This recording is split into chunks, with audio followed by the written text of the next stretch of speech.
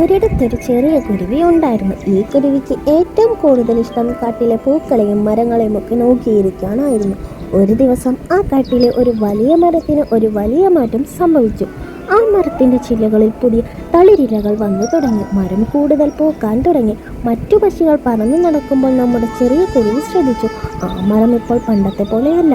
അതിന് കൂടുതൽ കരുതൽ ആവശ്യമാണ്.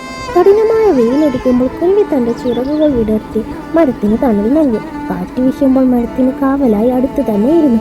ദിവസങ്ങൾ കടന്നുപോയി. മരത്തിലെ പൂക്കൾ കായ്കളായി മാറി. ആ കായ്കൾക്കകത്ത് പുതിയ ജീവനുകൾ ഉണ്ടായിരുന്നു. ഒരു ദിവസം ആ മരം കുരുവിയോട് ചോദിച്ചു, നീ എന്തിനാണ് എനിക്ക് വേണ്ടി ഇത്രയധികം കഷ്ടപ്പെടുന്നത്? നിനക്ക് ദൂരേക്ക് പറന്നുപോയി ആസ്വദിക്കാമല്ലോ. അപ്പോൾ കുരുവി പറഞ്ഞു, നമ്മുടെ പ്രിയപ്പെട്ടവർ ഒരു പുതിയ അതിഥിയെ കാത്തിരിക്കുമ്പോൾ അവർക്ക് കൂട്ടിരിക്കുന്നതാണ് ലോകത്തിലെ ഏറ്റവും വലിയ സന്തോഷം. കുറച്ചു കാലം കഴിഞ്ഞ് ആ മരത്തിലെ വിത്തുകൾ മണ്ണിൽ വീണ് പുതിയ കുഞ്ഞു മരങ്ങൾ വളർന്നു വന്നു.